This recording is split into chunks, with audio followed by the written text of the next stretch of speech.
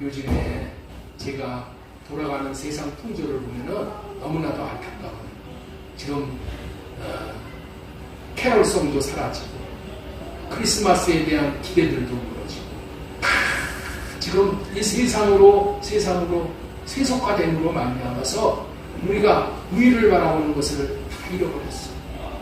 우리부터 정말 빛을 바라, 소망을 바라서 우리가 먼저 누리고 있을 때 세상 사람들이 우리의 누림을 통해서 야, 너희들은 어떻게 그렇게 기쁨을 누리고 평강을 누리느냐, 소망에 관한 이유를 묻는 그런 질문을 할 때 예수 때문이야.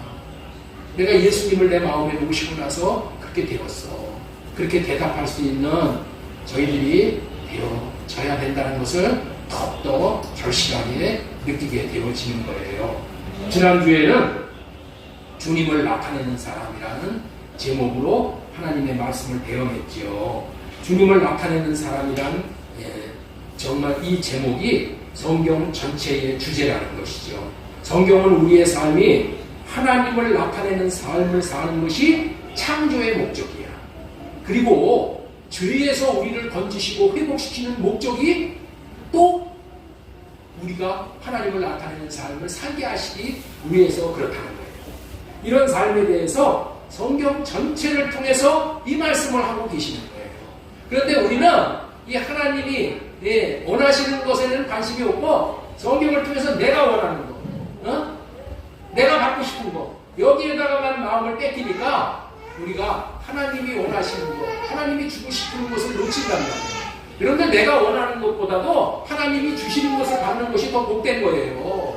우리는 내가 원하는 것이 그것이 다 소원이 이루어진다고 좋은 거 아니야. 로또 복권을 여러분들 맞힌 사람들이 다 결과가 안 좋대잖아. 우리는 돈 버는 거잖아요. 우리의 온통 관심이. 그런데 돈이 내게 주어지면은 그 돈 때문에 내가 망해. 돈 때문에 내 자식이 망해. 돈 때문에 내 가정이 망한단 말이야. 그렇기 때문에 내가 원하는 것이 나를 행복하게 하는 것이 아니라 하나님이 원하시는 것이 나에게 이루어지는 것이 나에게 최고의 행복이고 나를 최고로 잘되게 한다. 성경 전체를 통해서 하나님을 나타내고 사는 삶을 살면은 우리가 최고의 세계가 되는 거예요. 예? 하나님을 나타내고 사니까 아이 왜 나를 나타내야지, 왜 하나님을 나타내? 내가 최고지. 나를 드러내야지. 아니요. 나를 드러내고 사는 삶을 살면은 마귀의 먹이가 되고 말아버리는 거예요. 그래서 성경은 전체가 뭐를 말씀하셔? 하나님을 나타내고 살아가는 거예요. 하나님을 나타내고 사는 것이 우리의 성공이야. 하나님을 나타내는 삶을 살게 하시기 위해서 예수님이 오신 거예요. 그래서 특별히 7가지 말씀을 통하여서 하나님을 나타내고 사는 삶을 실제적으로 말씀해 드렸어요. 우리도 하나님을 나타내는 삶을 살기를 힘써야 될 줄로 믿습니다. 오늘 설교 제목은 신랑으로 예수님을 맞으려면, 우리 한번 따라서 하겠습니다. 신랑으로 예수님을 맞으려면, 이 제목이 굉장히 의미가 있는 제목이죠. 오늘은 성탄절을 앞두고 예수님의 오심을 기다리는 대강절, 예수님의 강림을 기다린다, 그런 의미예요. 그래서 그 절기 4주 전서부터 지키는 거예요. 대강절 절기 2주째를 지금 지나면서 예수님이 오신 이유에 대해서 먼저 말씀을 전하고자 하는 거예요. 오늘 본문에 보면은 예수님이 처녀의 몸에서 태어나신 목적이 자기 백성을 그들의 죄에서 구원할 목적으로 오셨다고 말씀하고 계셔요. 우리 마태복음 1장 21절 말씀 보도록 하겠습니다. 아들을 낳으리니 그 이름을 예수라 하라. 이는 그가 자기 백성을 그들의 죄에서 구원할 자이심이라 하니라.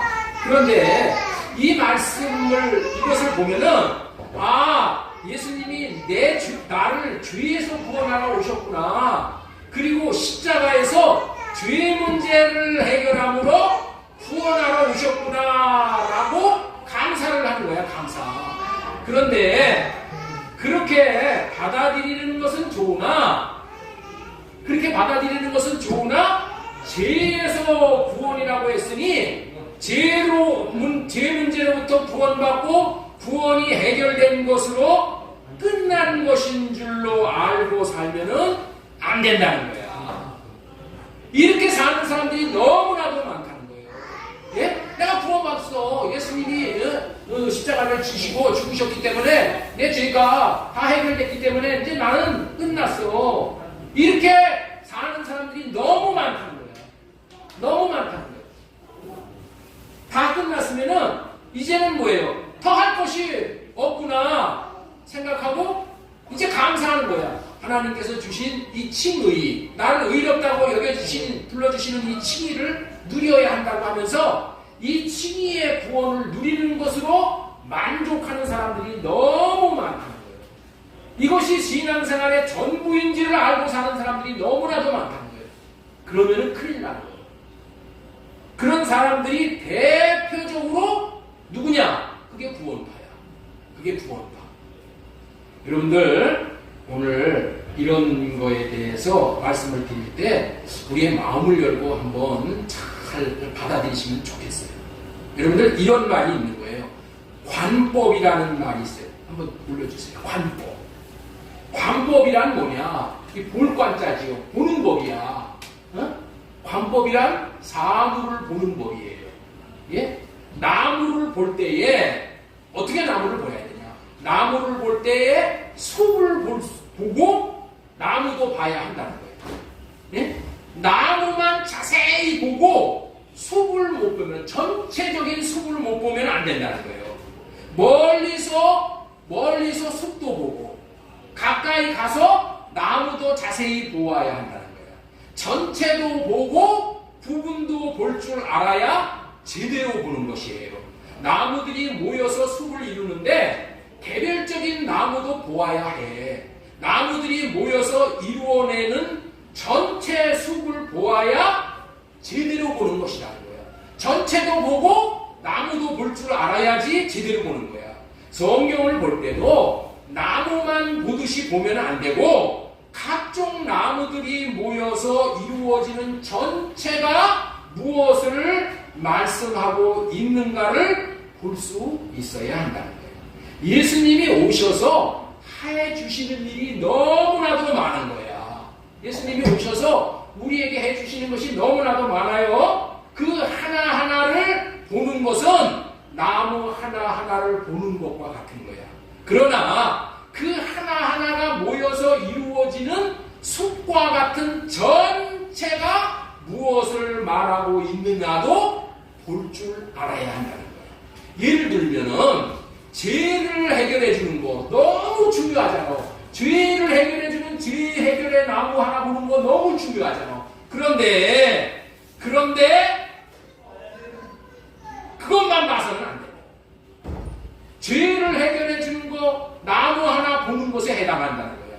죽을 병을 고쳐주는 것도 나무 하나에 해당하는 것이야. 예수님이 마귀를 멸하러 오신 것도 나무 하나에 해당하는 거야. 생명을 주러 오신 것도 나무 하나에 해당하는 거야. 예수님이 오셔서 우리를 사랑할 수 있는 자로 하게, 예수님의 마음을 주셔서 사랑할 수 있게 해주시는 것도 나무 하나에 대한 그런 축복이야. 이런 것들을 제대로 보는 것은 대단히 중요한 거야. 대단히. 그래서 우리가 하나하나를 가지고 설교를 하고 하나하나를 제대로 알고자 그렇게 우리가 노력을 하잖아요. 응? 나무 하나를 제대로 보기 위해서. 그러나 그 큰 숲에 해당하는 전체를 보는 것을 보지 못하면은 개별적인 나무 하나를 보는 것도 결국에는 제대로 보는 것이 못 되는 결과를 가져오게 될 수가 있다는 거예요. 숲에 해당하는 성경 전체를 볼 수 있게 되므로 개별적인 것도 제대로 보고 누리고 전체도 누릴 수 있게 되어지는 거예요. 잘 알다시피 뭐 우스운 말이 있잖아요. 코끼리를 볼 때 너무 가까이 가서 보면은 코만 보고 와. 그리고 다리만 보고 와. 코끼리가 다리만 보고 나서 코끼리는 말뚝같이 생겼어. 그러면 어떻게 돼요? 그거 우스운 우스운 얘기가 되는 거죠. 그렇다면은 예수님이 오신 이후에 나무에 해당하는 것은 우리가 많이 봤어. 그렇죠? 개별 나무에 해당하는 것은 다 봤는데 숲에 해당하는 전체에 해당하는 것이 무엇냐는 거예요. 전체를 보는 것으로 본다면은 예수님이 오신 것은 우리를 신부로 삼아서 예수님은 신랑으로 우리가 신부가 되어서 결혼해서 함께 사는 거야. 함께 사는 것이 성경 전체를 보는 것에 해당한다고 할 수 있는 거예요. 민주사님, 뭐가 숲에 해당하는 거라고요? 예수님과 우리가 결혼하는 거예요. 이게 전체야. 예수님이 왜 성탄절에 오셨다고요? 우리를 신부로 삼아서 우리와 결혼을 해서 부부 생활을 하면서 이 땅에서부터 천국을 누리다가 마침내 천국으로 데리고 가서서 천국에서 영원히 함께 살기 위한 거야. 그렇게 하기 위해서 죄도 해결해야 되고 마귀도 쫓아가야 되고 병도 고쳐줘야 되고 다 그런 것이 나무에 해당하는 거 하나하나가 다 필요한 거야. 궁극적으로는 뭐 하려고? 우리를 신부로 삼아서 천국에 데리고 가서 우리를 신부, 예수님은 신랑이 되어줘서 우리와 영원히 신랑의 사랑을 받으면서 신부는 신랑을 사랑하면서 영원히 함께 하기 위해서 그렇다. 그게 숲에 해당하는 것이에요. 그렇게 신랑 신부가 되어서 함께 살기 위해서는 믿음이 필요하고 부부 생활을 하기 위해서는 신부에게 순결이 필요하고 죄로부터 깨끗해지는 것이 순결이잖아요. 병든 자하고 결혼하려고 하는 사람이 있어요? 네? 여러분들 중에서 남편 고르려고 했는데 남편이 폐암 걸렸어. 그런 사람하고 결혼할 수 있어요? 안 되잖아. 그래서 예수님도 우리의 병을 오셔서 먼저 고쳐주시는 거야. 병 고쳐주시는 이유가 뭐라고요? 병 고치기 위해서 건강한 사람으로 신부를 맞이하면서 우리와 영원히 함께 살기 위해서 그러는 거예요. 우리가 마귀의 아내로 살잖아 지금. 그렇죠? 예? 그래야 안 그래요? 예? 우리가 마귀의 아내로 살잖아. 마귀의 종이 되어져서 마귀가 하라는 거 마귀 비유 맞추면서 살잖아. 그 마귀의 아내 되었던 것도 어떻게 돼요? 마귀하고 이혼을 시켜주는 거야. 응? 그리고 예수님과 같이 하나님의 생명도 받아야 하고 등등등등 많잖아요. 나무에 해당하는 개별적인 것도 보는 것이 필요해. 개별적인 것은 전체를 이루기 위한, 숲을 이루기 위한 나무에 해당되는 거예요. 자, 우리 마태복음 1장 23절 말씀 보겠습니다. 자, 우리 마태복음 1장 23절 보라! 처녀가 잉태하여 아들을 낳을 것이요 그의 이름은 임마누엘이라 하리라 하셨으니 이를 번역한즉 하나님이 우리와 함께 계시다 함이라. 처녀의 몸에서 아들로 오신 예수님은 임마누엘로 오셨다고 말씀을 하셔요. 임마누엘이 뭐예요? 우리와 함께 계시다. 함께 사시려 오셨다는 거예요. 예수님이 함께 사는 것 중에서 최고로 함께 사는 것이 뭐예요? 부부가 되어서 한 몸 되어서서 함께 사는 것이 이게 함께 사는 거의 최고잖아요. 그렇죠? 예수님이 오신 이유는 한마디로 우리를 신부로 만들어서 우리 안에 들어오시어 결혼하여 이 땅에서부터 함께 사시다가 천국으로 데려가셔서 살든지 죽든지 예수님과 함께 살게 하려 하시며 성경 여러 곳에서 예수님이 재림하시어 우리를 신부로 데리고 가시는 말씀이 많이 나와요. 그것도 맞는 말씀이야.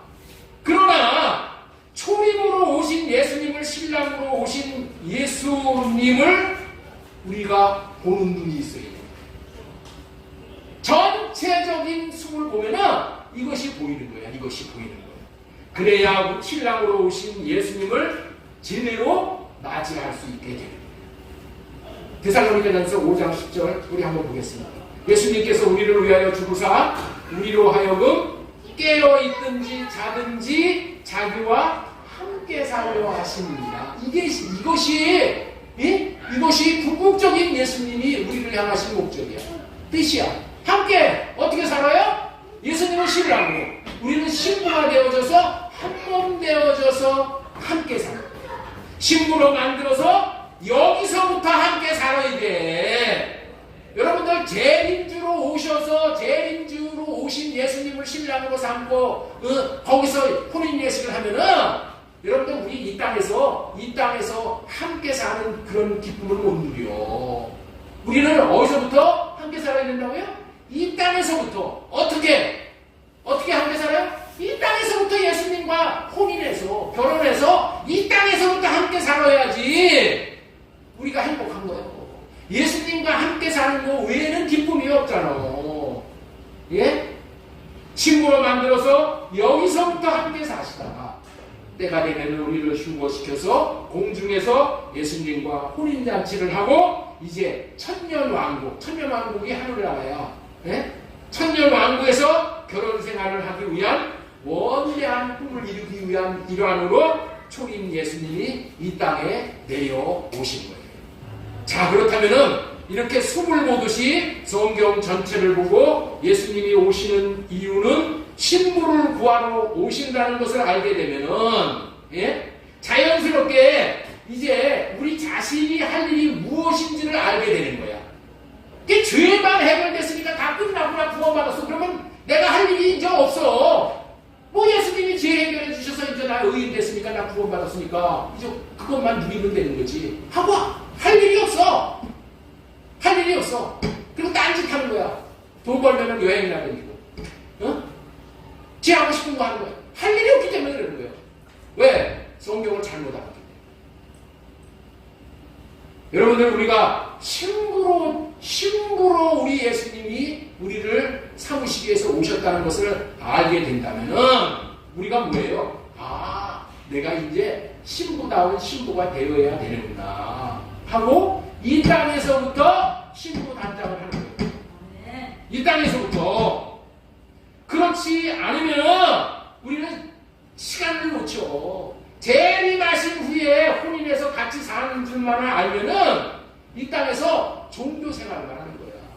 내가 예수님을 신랑으로 모셔서 신랑한테 내 모든 말을 다 보호하고 간구하고 신랑의 사랑을 받고 신랑으로부터 온갖 그 누림을 누리는 것이, 그것을 어떻게 돼요?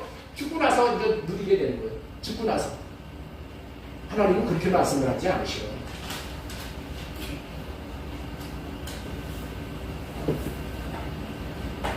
우리가 신부가 되게 하기 위해서 오셨다는 것을 안다면 신부에게 필요한 것을 미리 준비하게 되는 거예요. 그렇지 않으면 우스운 일이 벌어지는 거야. 우스운 일. 예수님이 아기 예수님으로 죄 문제만 해결하기 위해서 오셨다는 것을 알면은, 자, 여기 한번 보세요. 무슨 일이, 어떤 무슨 일이냐? 예수님이 아기 예수님, 있을 것도 없으셔서 나귀에 태어나신, 말 부유에 태어나신 예수님, 애처로운 예수님으로만 우리가 보이는 거야. 그래서 우리가 예수님의 도움을 받는 것이 아니라 뭐야? 우리가 예수님을 도와드려야 하는 것으로도 이해가 될 수 있는 거야. 애처로우신 예수님 아니에요.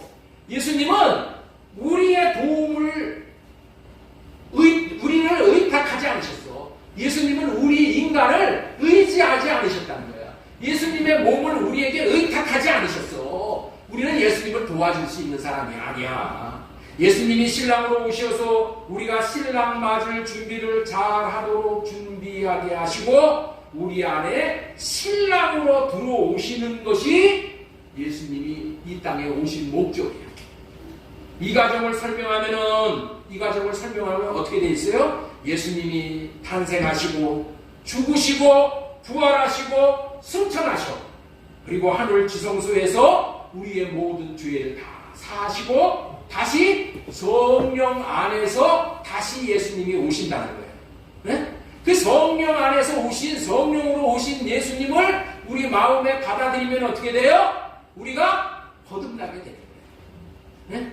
거듭나게. 그래서 우리 마음에 이 거듭난다는 것이 신랑 예수님을 받아들여서 거듭난 예수 그리스도로 말미암아 거듭나게 하신 예수 그리스도로 말미암아 성령으로 말미암아 영원히 신랑을 모시고 함께 사는 자가 되어지는 거예요. 이 과정을 거치면서 예수님은 우리가 신부로서 갖추어야 될 모든 것을 준비시켜 주는 거예요. 이것을 오늘 설교 제목으로 정하여서 예수님을 신랑으로 맞이하며 어떤 준비를 해야 하는가라는 그런 의미로 오늘 설교 제목이 뭐예요? 우리 설교 제목 띄워주세요.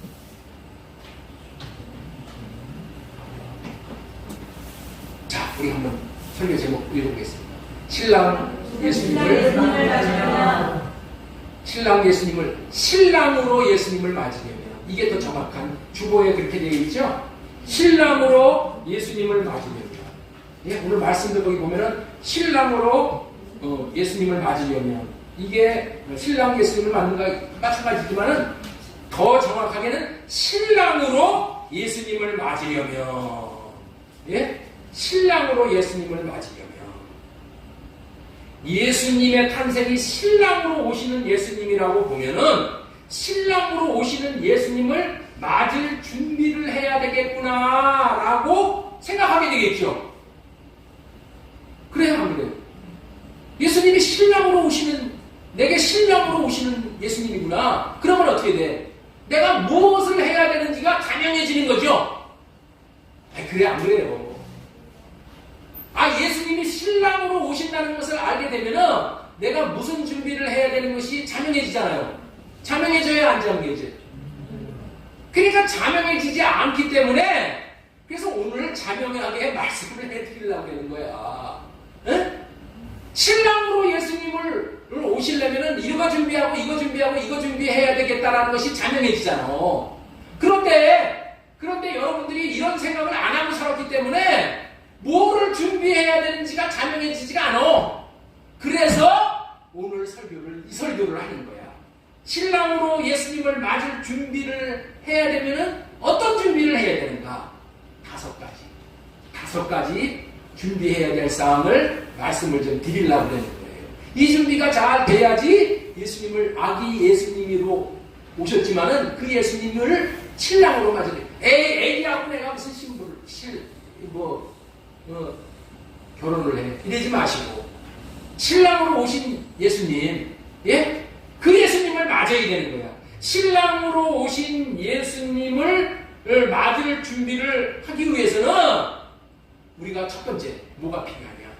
신랑 예수님의 말씀을 믿는 믿음이 있어야 돼.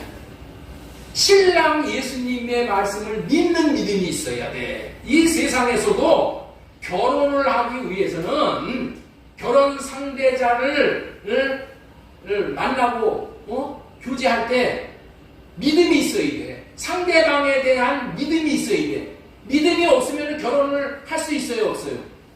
내가 만나는 남자에 대한 믿음이 없어. 남자를 믿지 못해. 그럼 믿지 못하는 남자와 결혼돼요, 안 돼요? 결혼을 못하는 거야. 믿지 못하는 사이라면 결혼을 할 수가 없는 거야. 그래서 결혼을 하기 위해서는 절대적으로 필요한 것이 상대방의 말을 믿을 수 있는 믿음이 있어야 돼. 믿음이 있어야 돼. 상대방이 말하는 것을 믿어야 되잖아. 그렇죠? 믿음이 필요한 거야. 믿음. 결혼은 믿음으로부터 시작되는 거야. 그런데 우리는 예수님을 믿는 믿음이 없잖아요. 예수님을 믿는 믿음이 있어요? 우리 호인아, 예수님을 믿는 믿음이 있어, 없어? 우리 호인이는 믿음이 큰 믿음이 있어. 근데 이 목사는 믿음이 없어. 예수님의 말씀을 믿는 믿음이 없어. 그러니까 예수님의 말씀을 믿는 믿음이 없으니까 그냥 내 생각대로 내 마음대로 사는 거야. 그렇죠? 예수님의 말씀이 정말 이 생명이라는 것을, 이게 뭐야? 삶과 죽음을 결정짓는 말씀이라는 이거에 대한 믿음이 없잖아. 이거 없어. 그러면 결혼 못하는 거야. 네? 예수님의 말씀을 믿는 믿음이 있어야 되는 거야. 그래야지만은 예수님의 신부가 될 수 있다는 거예요. 상대방이 자기를 사랑해 줄 것이라는 믿음 있어야 되잖아요. 끝까지 사랑해 줄 것이라는 믿음이 있어야지 결혼을 할 거 아니야. 지금은 연애할 때는 뭐 감도 빼줄 것 같아. 다 할 것 같지만은 야, 이 사람이 지금만 그러지 나중에 내가 병들었을 때, 내가 고통당했을 때 나를 사랑해 줄 것인가. 이게 믿음이 있어야 되잖아. 그래야 결혼하잖아. 상대방과 결혼하면 상대가 자신을 행복하게 해줄 것이라는 이 믿음이 있어야 되잖아. 결혼하기 위해서 만나는 사람들은 상대방에게 자신이 괜찮은 사람이라고 자꾸만 이렇게 설득시키잖아. 그냥 둘이서 만나봐. 그러면 뭐야? 나 괜찮은 사람이라고 자꾸만 자기 말을 하잖아. 그러면 그 여자가 그걸 말을 믿어주게 될 거 아니야. 에이, 당신이 뭘 그래. 너 웃기는 소리 하지 마. 이러면 어떻게 돼? 결혼 못 하는 거야. 상대방의 그 말을 믿을 수 있어야 돼. 믿어줘야 되는 거야. 또 확실히 믿어야 되는 거예요. 마찬가지로 예수님이 우리를 행복하게 해주신다는 이 약속의 말씀을 우리가 믿어야 되는 거예요. 이 믿음이 있어야 되는 거예요.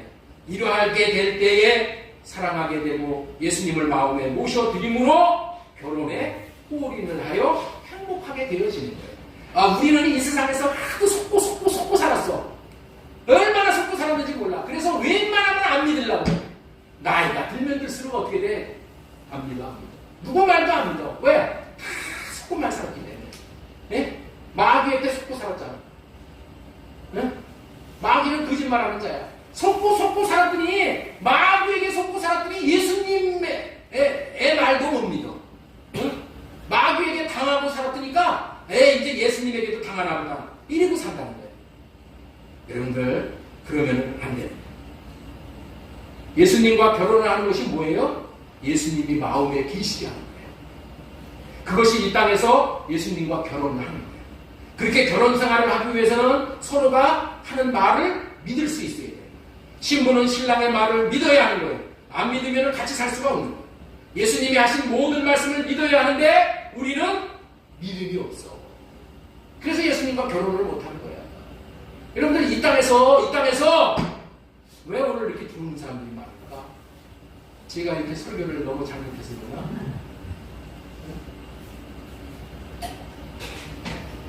여러분들 주무시게 내버려둬도 좋은데 그러면은 나만 손해야. 샤카를 내리면은 아무것도 돈 못 벌어. 그렇죠? 샤카문 내리면은 영업 쉬는 거잖아요. 예수님이 하신 모든 말씀을 믿어야 되는데 우리는 믿음이 없어요. 그러나 놀라운 것은 예수님과 같이 차 한잔을 하면서 식사를 하면서 교제를 하다 보면은 예수님의 말씀이 믿어지게 된다는 거예요. 성경을 통해서 예수님과 대화를 하다 보면 예수님이 얼마나 신실한 분인지를 알게 되어진다. 예수님과 자꾸 만나다 보면 자꾸 만나는 게 뭐예요? 성경을 자꾸만 보는 거죠. 그렇죠? 예수님의 음성을 자꾸만 듣는 거죠. 자꾸 만나다 보면은 예수님은 신실하신 분이구나. 믿을 수 있는 분이시구나. 이게 점점 알게 되었죠. 그래서 예수님이 하시는 모든 말씀이 다 믿어지게 되는 거예요. 예수님이 복음이신 이유는 예수님이 우리에게 믿음을 주시어 예수님의 말씀을 믿어지게 해줌으로 우리가 믿음이 생기는 거야. 나에게는 예수님을 믿는 믿음이 없어. 그런 의미에서 예수님이 오신 것이 우리에게 복음이라니까. 예수님이 오셔서 예수님을 믿어지도록 하시고 그 믿음으로 우리가 예수님을 마음에 모셔드림으로 이 땅에서부터 결혼 생활을 하다가 영원한 하나님의 나라, 예수님의 나라, 도의 나라, 천년왕국에서 혼인 생활을 하다가 이제 마지막 백보자 심판을 거쳐서 영원한 나라에 들어가는 믿음을 예수님이 주셔야 돼. 믿음은 나에게 없어. 그래서 예수님이 주셔야지 그 믿음이 생겨. 그래서 믿음이 선물이라는 거예요. 에베소서 2장 8절로 했습니다. 너희는 그 은혜에 의하여 믿음으로 말미암아. 믿음. 그 은혜로 예수님이 은혜를 베풀어 주셔서 우리가 믿음을 얻게 됐어. 그래서 그 예수님이 주시는 그 믿음으로 말미암아 우리가 어떻게 돼요? 다 믿어야 되는 거예요. 예수님이 하신 거. 예수님이 우리 십자가에 짊어지셔서 십자가를 짊어지시고 나를 위해서 죽었다. 이게 나를 위해서 죽었다는 것이 이게 믿어져. 예수님이 무슨 말을 하더라도 다 믿어져. 콩으로 밭으로 매주를 쓴다고 해도 믿어진다니까. 우리 예수님의 말씀을 마음을 열고 받아들이다 보면 반드시 예수님이 믿어지게 되므로 예수님을 신랑으로 받아들이고 이제 혼인까지 결혼까지 할 수 있게 되어집니다. 결혼의 첫 번째 조건은 예수님의 말씀을 믿는 믿음인데 믿음이 없는 것을 아시고 믿음을 들여 오셨다는 것을 깨닫고 믿음을 주시는 분이 복음으로 오신 예수님이라는 것. 우리에게 먼저 믿음을 들어 오신 예수님이라는 것을 알고 예수님과 다 교제를 해보세요. 그러면 믿음이 생겨요. 그래도 예수님이 믿어지지 않는다면 믿음을 달라고 구해야 되는 거예요. 주님, 난 믿음이 없어요. 예수님이 천여의 몸에서 태어났다는 것도 믿어지지 않고 예수님이 부활하셨다는 것도 믿어지지 않고 못 믿겠어요 하면 어떻게 돼? 기도하는 거야. 예수님 믿음 주세요. 믿음 주세요. 기도만 하면 되는 것이 아니고 이제 그렇게 해주시겠다는 언약, 할례 언약 이거를 믿어야 돼. 믿게 해달라고 그 강구하면은 우리 주님이 그 소원을 들어주시죠. 성령을 우리에게 보내주셔서 성령으로 말미암아 믿어지게 해주시는 거야. 예수님을 믿는 믿음을 구하여 예수님을 착한 믿음으로 좋은 신부가 되어져 예수님을 마음에 모시고 이 땅에서부터 혼인 생활하다가 천년 왕국인 예수님의 나라에서 신부로서의 기업을 다 누리게 됩니다. 우리가 신령으로 예수님을 맡기 위한 준비해야 하는 거 첫 번째 뭐라고 했어요? 신랑 믿어야 돼. 두 번째 뭐냐? 거룩과 순결. 예수님이 우리에게 장가들러 오셨다는 것을 아는 사람은 자기가 예수님의 신부라는 것을 아는 사람은 신부단장을 하는 거예요. 신부로서 갖춰야 할 덕목 중에 덕목은 순결이야. 순결. 그래서 예수님은 우리들에게 말씀하시는 거예요.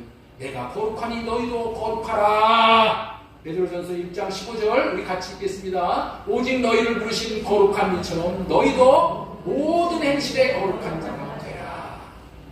예수님은 우리에게 우리의 신랑이 되시기 위한 준비가 다 됐어. 뭐예요? 순결하고 거룩하신 분이에요. 그분이 내가 예수님을 신랑으로 모시려면 순결하고 거룩하라. 자, 에베소서 5장 5절 너희도 정령 이것을 알거니와 음행하는 자나 더러운 자나 탐하는 자나 곧 우상 숭배하는 자 다 그리스도와 하나님의 나라에서 기업을 얻지 못하리니 우리는 우리를 더럽히는 우상 숭배를 하지 말아야 하는 거예요. 우상 숭배를 정확히 말하면 뭐예요? 하나님보다도 나를 더 사랑하는 것이 우상 숭배야. 하나님보다도 더 사랑하는 것이 우상 숭배야. 우리 모두는 하나님을 사랑하는 것보다 세상을 사랑해. 네? 그래서 순결한 삶을 살지 못해. 또 우리의 생각과 마음으로 사는 것이 내가 왕이 되어져서 사는 것이 자기를 우상으로 만들고 사는 거예요. 자신을 섬기고 사는 거예요. 이와 같은 자들은 하나님의 나라에서 기업을 얻지 못한다고 했어요. 하나님 나라에서 기업을 얻지 못한대. 예? 이와 같이 거룩과 순결의 삶을 살 수 없는 자들은 그런 인생에 예수님을 신랑으로 모셔드릴 수 없다는 거죠. 예수님이 우리의 기업이야. 예수님이 우리의 기업이야. 예수님보다도 더 사랑하는 게 있으면은 그것이 음행이고 그것이 우상숭배고 그것이 거룩하지 못한 삶이고 그것이 순결하지 못한 삶이야. 그래서 예수님이 우리에게 먼저 할례 언약을 주는 거예요. 새 언약을 주시고 이 새 언약을 이루어 주시면서 우리에게 이것을 복음으로 주시는 거예요. 십자가에서 죽으심으로 말미암아 회개하고 자복하여 할례를 구하는 삶을 살아가는 자들에게 거룩하게 하시고 성결하게 하시어 예수님과 결혼할 수 있는 자가 되어지게 된다. 할례 언약이 뭐예요? 아브라함에게 창세기 17장 1절에서 나와서 하신 말입니다. 너는 완전한 자가 되라. 완전해라. 완전해지는 게 뭐예요? 17장 춥지 않고 밑으로 내려가면은 할례를 받으라. 껍데기에 할례 받는 것이 아니라 마음의 할례 받고 내 육신의 생각으로 살아가지 않는 것이 그것이 거룩과 순결이다. 이 복음을 받아들임으로 거룩과 순결이 이루어지게 하시어 예수 그리스도의 신부가 될 수 있게 해주신다는 것이 예수님을 통해서 우리에게 주시는 복음이에요. 우리가 신랑으로 아기 예수님을 맞을 준비를 어떻게 해야 하는가? 지금까지 첫 번째는 뭐라고 했어요? 신랑 대신 예수님의 말씀을 믿는 믿음이 있어야 된다. 두 번째는 거룩과 순결을 해야 된다. 세 번째, 우리가 신랑으로 예수님을 맞기 위한 준비를 해야 어떻게 해야 된다? 하나님의 마음으로 살아갈 수 있어요. 예? 내 마음으로 살아가는 게 아니라 하나님이 주신 마음으로 예수님을 살아갈 수 있어요. 결혼 생활의 가장 중요한 필수 요소가 뭐예요? 사랑이에요, 사랑. 순결보다도 더 중요한 것이 사랑. 사랑. 순결보다도, 순결이 굉장히 중요하지만 순결보다도 사랑이에요. 사랑을 하면 어떻게 돼요? 사랑을 하면은 내가 좀 흠이 있더라도 괜찮아. 다 품어줄 수 있죠? 조금 내가 음집이 있어도 응? 신랑이 괜찮아. 이 품어줄 수 있다는 거예요. 결혼을 하는 당사자들이 사랑하지 않는데 다른 이유로 결혼을 했다면 그 결혼은 불행한 결혼이죠. 다른 이유로 결혼하는 경우가 많지요. 그렇죠? 부자가 돼가지고 재벌 갑부 아들이 돼서 결혼한다. 뭐해서 결혼한다. 그런 거 있죠? 그런 결혼은 불행한 거예요. 사랑을 해서 하는 결혼이 정말 영원한 것이고 참된 것이죠. 예수님께서 우리와 결혼을 해야 되는데 우리가 예수님을 사랑하지 않는다면 예수님이 결혼에 실패를 하실 거예요. 어? 예수님을 결혼에 실패를 해드리게 하는 거예요. 어? 예수님이 우리와 결혼을 했어. 근데 내가 예수님을 사랑하지 않아. 그러면 예수님은 어떻게 돼요? 결혼에 실패하는 거야. 예? 그래 안 그래요? 아니 사랑하지 않는 자와 예수님이 결혼을 했으니까 예수님이 결혼에 실패한 거 아니요?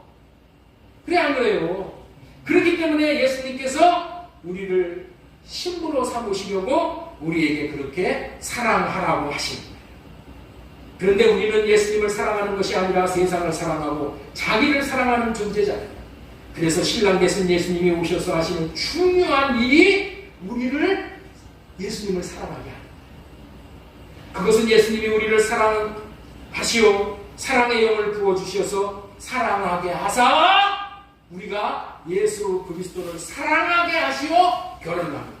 사랑하게 하시겠다라는 법이 어떤 법이에요? 그게 할례가 아니야. 너와 네 자손의 마음에 할례를 행하사 사랑하게 하사 하나님의 생명을 얻는 거지. 사랑하게 해주시겠다는 언약이 할례가 아니야. 그러니까 할례 받지 않으면 하나님을 사랑할 수가 없게 돼. 하나님은 우리들에게 하나님 사랑, 예수님의 사랑을 그래서 가르치는 거예요. 명령까지 하면서 가르치셔. 사랑하는 자가 되는 것이 인간에 대한 하나님의 목적이고 뜻이야. 하나님은 우리 인간을 창조할 때 우리를 사랑하는 사랑의 파트너로 창조를 하셨다니까. 사랑을 해야지 우리가 알게 됩니다. 사랑을 해야 자녀가 되고 사랑을 해야 예수 그리스도의 신부가 되어져서 영원히 주님과 함께 살 수 있으므로 끝까지 행복할 수 있게 됩니다. 그래서 하나님의 관심은, 하나님의 질문은 오늘도 네가 나를 사랑하느냐. 민주사님, 하나님의 관심이 뭐예요? 네가 나를 사랑하느냐. 네가 나를 얼마나 사랑하느냐. 베드로에게도 그 질문을 했잖아. 네가 나를 사랑하느냐. 네가 나를 사랑하느냐. 네가 나를 사랑하느냐. 내가 하나님을 사랑하는지 못하는지 여기에만 관심이 있다니까. 우리 하나님은. 그렇기 때문에 온 마음 다해 주님을 사랑하는 자로 반드시 키워내야 하겠기에 주님을 사랑하도록 명령까지 하신다. 마태복음 22장 37절 예수님께서 이르시되 내 마음을 다하고 목숨을 다하고 뜻을 다하여 주 너희 하나님을 사랑하라 하셨으니 이것이 크고 첫째 되는 길. 사랑하는 것이 이렇게 중요하기 때문에 사랑하라고 계명을 정해주시고 명령을 하신다는 거예요. 여러분들, 우리가 하나님을 사랑하는 것이 우리의 목숨을 지키는 것보다도 더 귀하다는 거예요. 목숨과도 바꿀 수 있는 것이 뭐라고? 하나님을 사랑하는 마음이에요. 왜? 목숨을 다하고 사랑하라고 했으니까. 그렇죠? 그리고 그렇게 사랑하는 자가 하나님의 사랑을 받게 되고 또한 하나님이 나타나시는 것을 경험하게 된다는 거예요. 요한복음 14장 21절을 보겠습니다. 나의 계명을 지키는 자라야 나를 사랑하는 자니 나를 사랑하는 자는 내 아버지께 사랑을 받을 것이요 나도 그를 나타나여 그에게 나를 나타내리. 예수님이 왜 나타나시오? 예수님이 왜 나타나시오? 응? 보이나? 여기 예수님이 나타난다고 했잖아. 왜 나타나? 뭘로 나타나는 거야? 신랑으로 나타나는 거야. 예? 신랑으로 나타난다니까. 사랑하는 자에게 예수님이 신랑으로 나타나. 예수님이 자기가 결혼에 실패를 하시겠어요? 예수님이 결혼에 실패를 하시겠어요? 실패 안 하셔. 어떻게? 사랑하는 자만에게만 나타나. 사랑하는 자와만 결혼을 하셔. 절대 예수님은 실패가 없어. 그래서 우리를 사랑하게 할 수 있도록 사랑을 주시려 오신 예수님이 복음이야. 여러분들, 아기 예수님이 왜 마귀가에 태어나셨어요? 사랑하려고. 사랑하게 해주려고 우리를. 자, 요한일서 4장 10절 말씀 보겠습니다. 사랑은 여기 있으니. 읽어주세요. 우리가 하나님을 사랑하는 것이 아니고 하나님이 우리를 사랑하사 우리를 죄를 속하기 위하여 화목제물로 그 아들을 보내십니다. 우리가 하나님을 사랑하고 있다. 그래서 하나님이 우리에게 오셔서 사랑할 수 있게 해주시는 거예요. 사랑을 먼저 공급해 주심으로 인해서 그 사랑을 받으면은 하나님을 사랑하게 됩니다. 자, 신명기 30장 6절. 네 하나님 여호와께서 네 마음과 네 자손의 마음에 할례를 베푸사 너로 마음을 다하며 뜻을 다하여 네 하나님 여호와를 사랑하게 하사. 이 복음 대신 예수님이 하신 이 할례 언약을 믿고 구하면, 이것을 믿고 사랑하게 해달라고 구하면은 우리도 이제는 예수님의 신부가 넉넉히 될 수 있게 되는 거예요. 왜? 사랑하는 자가 되기 때문에. 이것이 예수님이 성탄절에 오신 이유예요. 한 가지만 더 말씀드리고 말씀을 맺겠습니다. 예. 자, 신랑으로 오신 예수님을 우리가 맞으려면 첫 번째, 네? 믿음이 있어야 된다. 두 번째, 뭐라고 그랬죠? 거룩과 순종. 세 번째, 사랑이 있어야 된다. 네 번째 뭐냐? 예수님의 생명을 받아야 된다. 예수님의 생명. 예수님과 생명으로 하나가 되어지는 거예요. 결혼은 생명이 같아야 결혼을 하는 거예요. 동물들끼리 짝을 맞추잖아요. 그렇죠? 새는 새끼리, 닭은 닭끼리, 사자도 사자끼리 짝을 맞추고 그렇게 살잖아요. 그렇죠? 사람도 사람하고 결혼을 하잖아요. 네? 사람하고 결혼을 해. 그런데 요즘에 마귀 새끼가 얼마나 지금 우는 사자와 같이 삼키냐면은 사람이 동물하고 결혼을 하는 사람이 있어요. 동물하고. 이 지경으로 지금 타락했어요. 동성애 정도가 아니야. 소도마이트 동성애 정도가 아니라 지금 동물하고 결혼을 하려고 그래. 이게 무서운 거예요. 지금 마귀가 그렇게 시켜. 동물하고 교미를 해. 이런 타락한 세상에 왔어.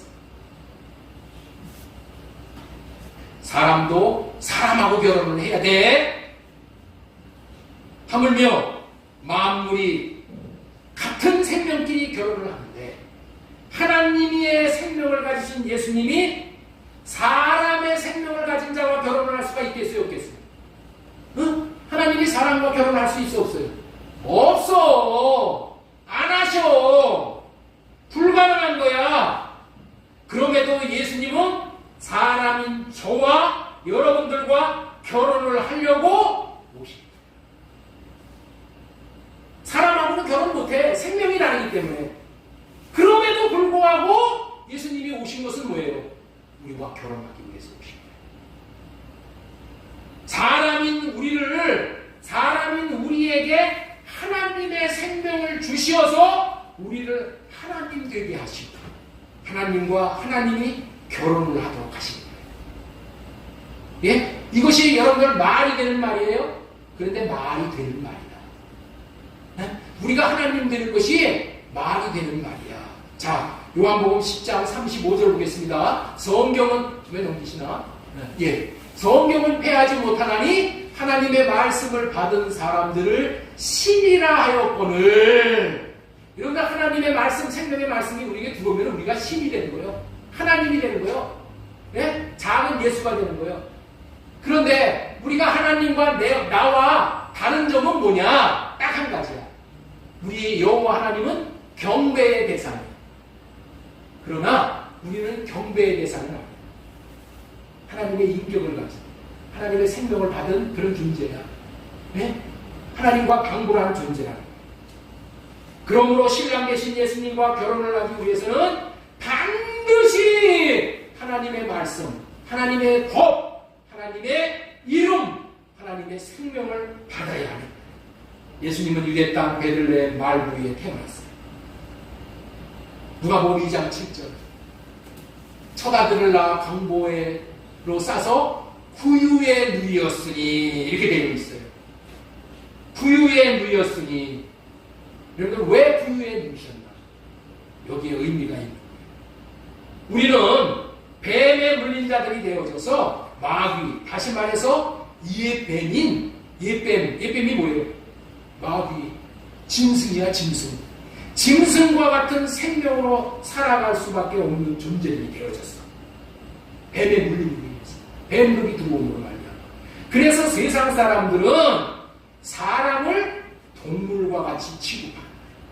김일성이가 사람을 뭘로 취급해요? 동물로 취급을 하는 거예요. 히틀러가 사람을 동물로 취급해서 사람 잡아다가 뭐예요? 그거 기름 내고 비누 만들고 그러는 거예요. 그들은 여러분들 이 사람을 동물로 여겨요. 왜? 사탄이 들어온 인생들은 동물과 같은 삶을 살아요. 그래서 우리나라 사람들도 우리를 동물과 같이 살라고 말띠, 개띠, 소띠, 닭띠, 뱀띠 여기다가 띠에다가 묶어놓는 거예요. 왜 띠에다 묶거나? 너는 소같이 살아라. 너는 개같이 살아라. 너는 말같이 살아라. 그런 거예요. 그리고 뭐예요? 우리가 원숭이 자식이다. 우리가 곰의 자식이다. 자꾸만 우리의 이 생명을 이 동물의 생명으로 전락시킵니다. 동물의 인격으로. 그것이 어느 정도는 맞는 거예요. 그들은 그것밖에 못 보기 때문에.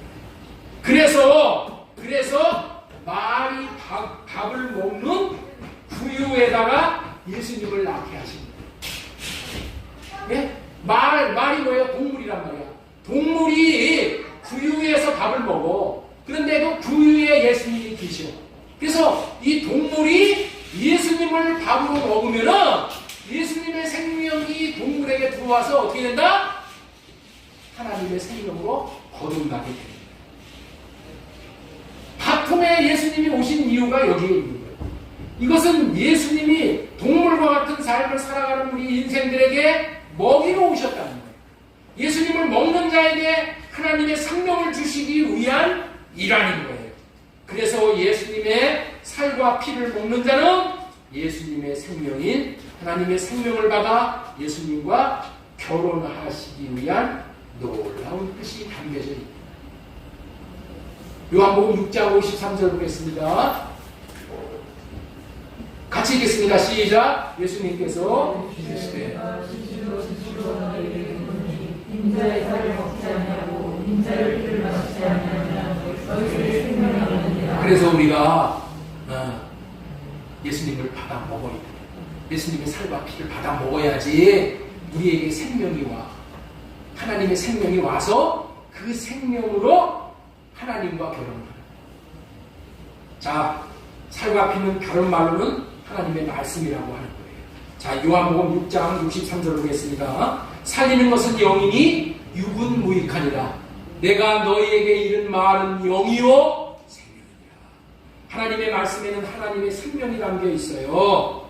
누구든지 하나님의 입에서 나오는 말씀을 먹으면 하나님의 생명, 하나님의 영을 받아 먹게 되어 하나님과 같은 생명을 받게 되어지므로 생명이 같아지므로 예수 그리스도와 결혼할 수 있게 되어요.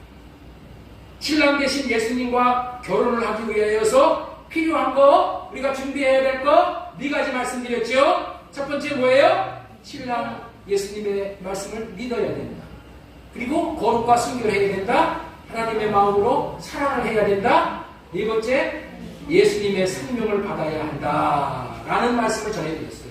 자, 몇 가지 전해드렸는데, 이거 졸다가 다 지금 못 들으신 분도 지금 말씀만 딱 귀를 기울이시고 가세요. 지금부터 전해드린 거. 자, 이 4가지 중에서 이 4가지를 나의 힘으로, 나의 자력으로 이 신부되는 필요 조건을 충족시킬 수 있는 사람은 이 세상에 아무도 없어. 예? 이걸 알아야 돼. 예? 4가지가 갖추어져야 된다 그랬죠? 이 4가지를 내 자력으로 이 조건을 갖출 수 있는 사람은 이 세상에 아무도 없어. 그래서 예수님의 신부가 될 수 있는 사람은 이 세상에 한 사람도 없는 거예요. 그래서 신랑 되신 예수님이 성탄절에 직접 오셔서 이 필요 조건을 채워주시고 예수님과 결혼할 수 있도록 복음으로 오신 거예요. 이 원리는 세상에 이런 경우와 똑같은 거예요. 민주사님, 세상에 이런 경우와 똑같은 거예요. 지금부터 잘 들으세요. 자, 이것만 1분 끝나. 오늘 일찍 끝나는 거예요. 어느 재벌집 아들이 사랑하는 여인이 있어. 이 여인은 정말 결혼하고 싶은 여인이야. 누가? 재벌집 아들이. 정말로 결혼하고 싶은 여인인데 이 여인이 정말 찢어지게 가난한 여인이에요. 가난한 시골집 여인인지라 이 재벌과 결혼할 수 있는 상대가 안 돼. 결혼하는 것은 엄두도 못 내. 왜? 결혼하기 위해서 갖추어야 되는 게 있잖아요. 그렇죠? 지창금도 있어야 되고 뭐도 있어야 되고 뭐 혼수복도 준비해야 되고 이거 해야 되잖아. 그렇죠? 그런데 아무런 준비를 할 수 없는 딸이야. 예? 그래서 재벌집 아들과는 결혼을 사랑하지만 엄두도 못 내고 걱정과 근심만 하다가 포기. 여러분들에게 묻겠습니다. 이 여인이 재벌집 아들과 결혼할 수 있을까요? 못할까요? 은희야, 이 재벌집 아들이 이 여인과 결혼할 수 있을까 없을까? 가고 있습니다. 응? 가고 있어요. 우리 민지사님은 벌써 알아채시네. 예? 은희야, 은정이가 재벌집 아들과 이 가난한 여인이 결혼할 수 있을까 없을까? 할 수 있는 거예요. 재벌집 아들이 이 사랑하는 여인이 결혼하기 위해서 필요한 모든 것을 재벌집 아들이 다 장만해 주는 거야. 다 장만해 주고 야, 너 이제 몸만 와라. 그렇게 하면 결혼이 성사가 되는 것이죠. 우리를 사랑하시는 예수님이 우리의 자력으로는 준비가 안 돼. 믿음도 준비가 안 되고, 네? 서울과 순결도 준비가 안 되고, 사랑도 못 해. 하나님의 생명도 못 받아. 그래서 예수님이 우리의 모든 결혼의 필요 조건을 채워주시기 위해서, 그리고 신부로 맞이하시려고 아기 예수님으로 오신 거예요. 그것이 이번 성탄절에 담겨져 있는 큰 의미인 거예요. 우리는 감당할 수 없는 은혜를 받은 거예요. 그래서 갚을 길이 없는 은혜를 받아 기림으로 주님을 마음에 모시고 이 땅에서부터 임마누엘이신 예수 그리스도를 신랑으로 모시고 이 땅에서부터 결혼을 하는 거예요. 이 땅에서 결혼을 해야 돼. 예? 이 땅에서 결혼을 해야 되니까. 예수님이 결혼하시기 위해서 오신 거예요. 그런데 아기 예수님으로 오셨다고 예수님을 깔보면 안 돼. 예? 예수님은 우리가 결혼할 수 있는, 예수님과 결혼할 수 있는 모든 것을 승진시켜 주시기 위해서 오셨어. 그 예수님이 우리에게 신랑으로 오신 거예요. 우리의 눈물과 슬픔과 탄식을 다 거두어 가신 거예요. 그리고 행복한 결혼생활, 이 땅에서부터 천국을 누리다가, 그러다가 때가 되면 우리의 신랑 예수님이 우리를 데리고 예수님이 왕으로 다시는 천년왕국으로 우리를 데리고, 그래서 거기서 천년 동안 결혼생활 하시다가 또 영원한 천국에서 영원히 우리의 신랑이 되어져서 우리를 행복하게 해주십니다. 이와 같은 깊은 의미를 가지고 주님이 우리 가운데로 탄생하신 것이에요. 이렇게 오신 주님을 기뻐하며 영접하는 복된 성탄절이 되어지시기를 주 예수님의 이름으로 소망을 드리고 축복합니다.